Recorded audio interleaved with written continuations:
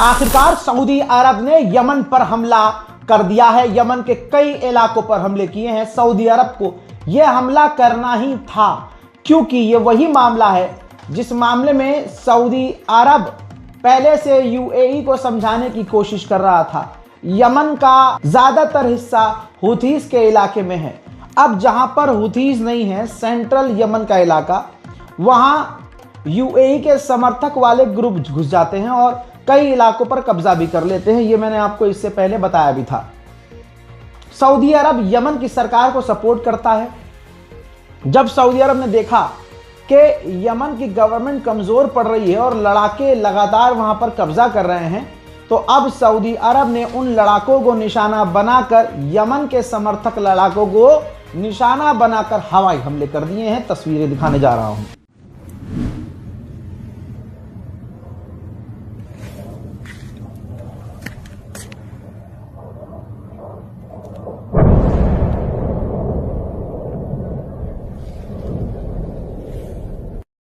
طه الآن ضربه طيران مباشر. شوف مباشر الآن طيران سعودي يضرب معسكر الحب، معسكر نحب الآن مباشر.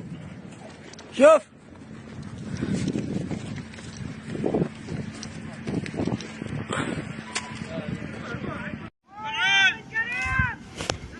هذه آخر معاقل بن حبريش، معسكر تم السيطرة عليه بالكامل.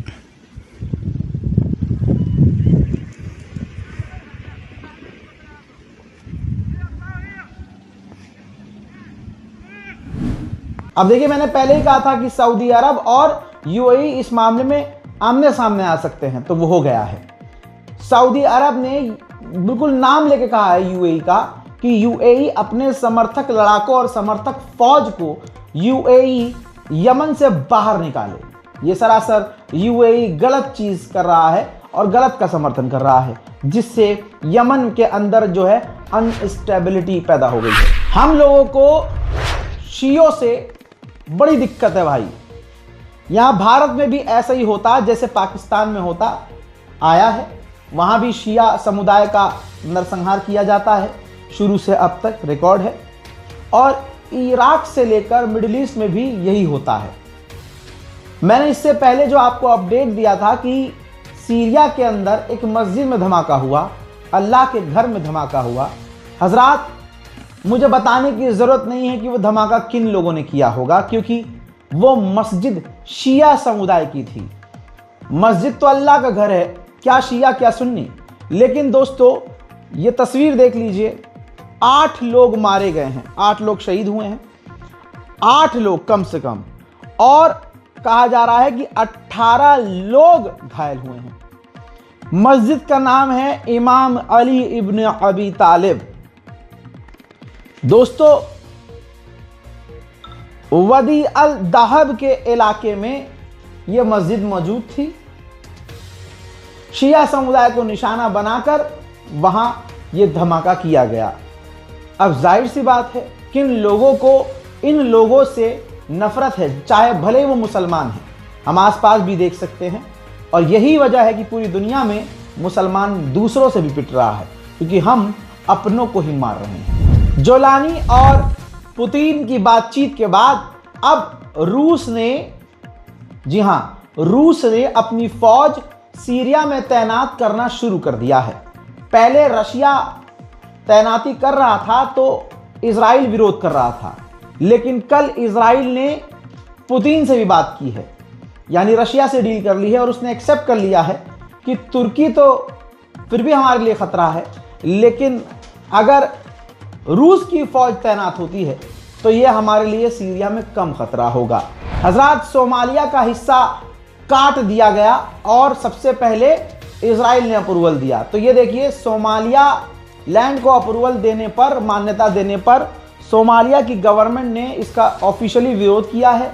Saudi अरब का नाम सामने आया है। सऊदी अरब ने भी इजराइल के इस कदम की निंदा की है। उधर गाजा के हालात मेडिकल के इस कदर खराब हैं कि 50% ही हॉस्पिटल बड़ी मुश्किल से काम कर रहे हैं।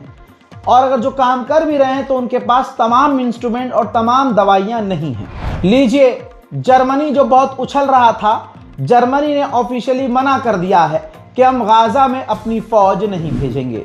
वहीं ये तस्वीर है इजराइल के अंदर की। इजराइल के एक इलाके में एक फिलिस्तीनी ने 2 यहूदियों पर हमला किया और 2 इजरायली मारे गए, जिसके बाद इजराइल ने कार्रवाई उसी वक्त की और उसी वक्त उस हमलावर को कत्ल कर दिया गया। हजरात, इजराइल को सबसे बड़ा झटका यह लगा कि ग्लोबल ब्रांड इंडेक्स में इजराइल दूसरी बार भी यानी दूसरे साल भी सबसे नीचे आया है।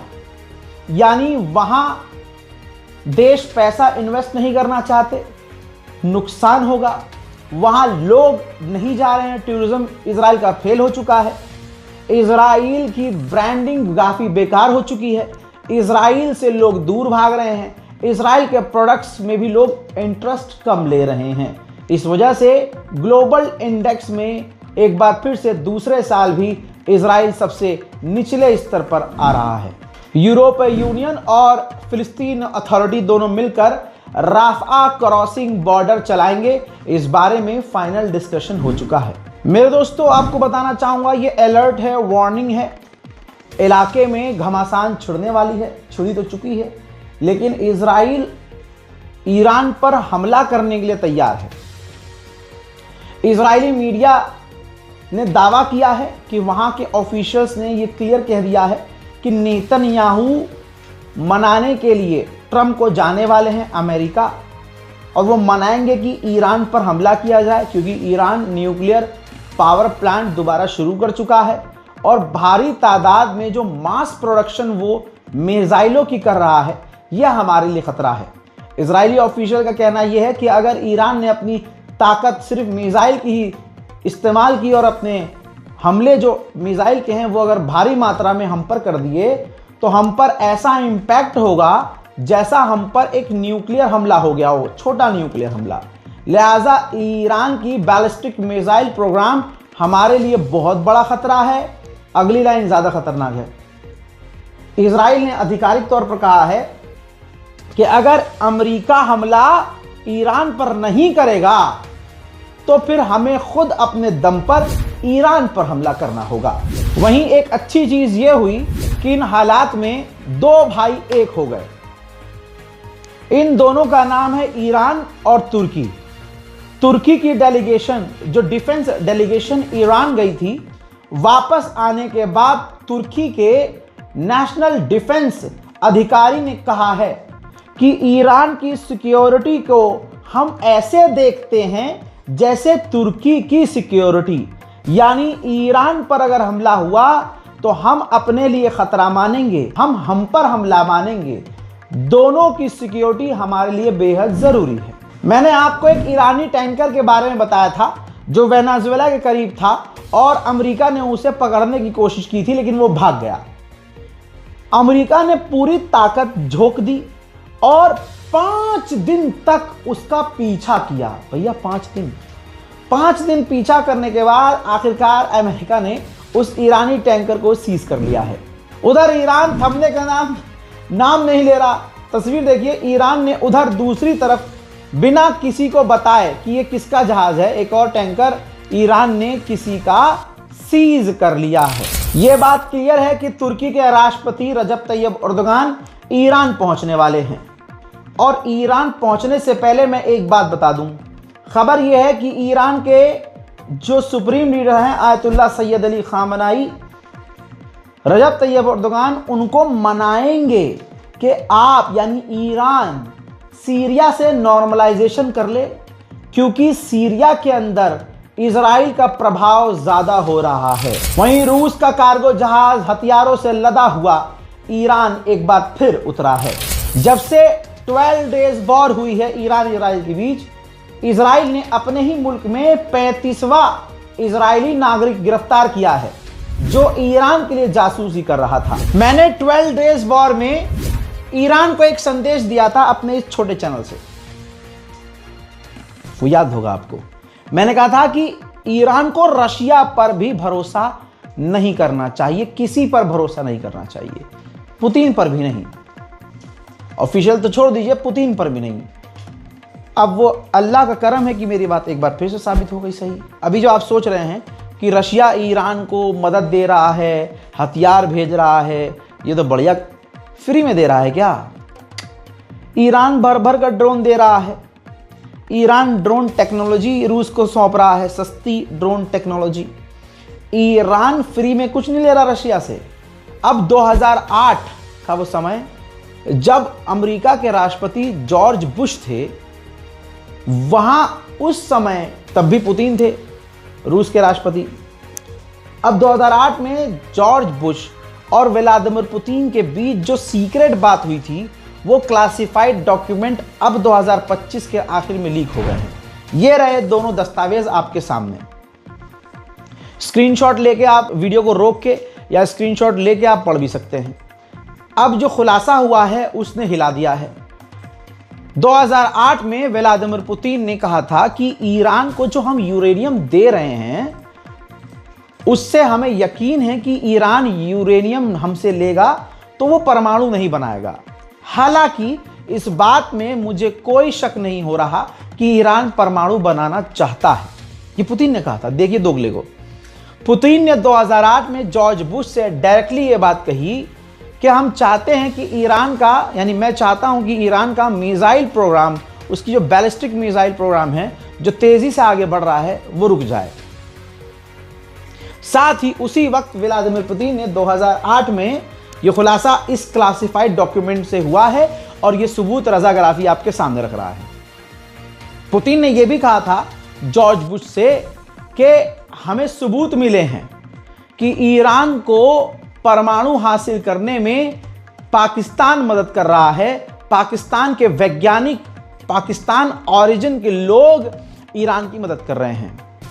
जॉर्ज बुश ने 2008 में यह भी कहा कि जो ईरान के लोग हैं वो सनकी हैं, खतरनाक हैं। यह जॉर्ज बुश से पुतिन ने 2008 में कहा था। लिहाजा ईरान को यह समझना चाहिए कि तुम्हारे साथ अल्लाह के सिवा कोई नहीं। ईरान के विदेश मंत्री ने खुलासा किया, पहले दिन हमला करके हमसे अमेरिका और इजराइल ने मांग की कि सरेंडर कर दो, हमने नहीं किया, हम डटे रहे।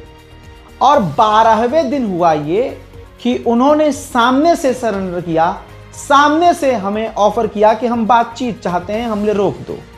सामने से अमेरिका ने हमें वादा किया कि आज से, यानी 12वें दिन से सुबह 4 बजे के बाद इजराइल हमला करना बंद कर देगा और आप भी हमला करना बंद कर देना। तब जाकर यह डील हुई थी। सोमालिया का दूसरा टुकड़ा, सोमालिया लैंड, जिसने अपने आप को पहले से अलग देश घोषित किया है, उसका राष्ट्रपति 2 महीने पहले इजराइल आया था। सारी खिचड़ी तब पकी थी और उसी वक्त सोमालिया लैंड के सो कॉल्ड राष्ट्रपति ने नेतन्याहू से डील कर ली थी। दोस्तों, यूएन की पीस कीपिंग फोर्स ने बताया है कि पीस कीपिंग फौज, जो यूएन की फौज है, इंटरनेशनल फौज, लेबनान में तैनात है। इजराइल की ओपन फायरिंग में हमारा अंतर्राष्ट्रीय फौजी घायल हुआ है। हुतीस के लीडर ने बड़ा खुलासा किया और यह कंफर्म कर दिया। उन्होंने कहा कि भविष्य में इजराइल से जंग होने वाली है और यह बात तय है। हजरात, ईरान ने आधिकारिक तौर से खुलासा किया है, बहुत बड़ा खुलासा। ईरान के अधिकारी ने जानकारी दी है कि तेहरान से मशहद जो जहाज जा रहा था, पैसेंजर विमान, उसे किडनैप करने की कोशिश की गई थी, जिसे हमने फेल किया है। ईरान लगातार खतरे में है। मेरे दोस्तों, मिडिल ईस्ट स्पेशल रिपोर्ट में फिलहाल के लिए इतना ही। बड़ी बड़ी जानकारियां इस वीडियो के अंदर भर भर कर दी है। इस वीडियो को शेयर कीजिए और दुआ कीजिए कि दुनिया में शांति और अमन आए और हम में भाईचारा पैदा हो। फिलहाल के लिए इस रिपोर्ट में इतना ही। जय हिंद।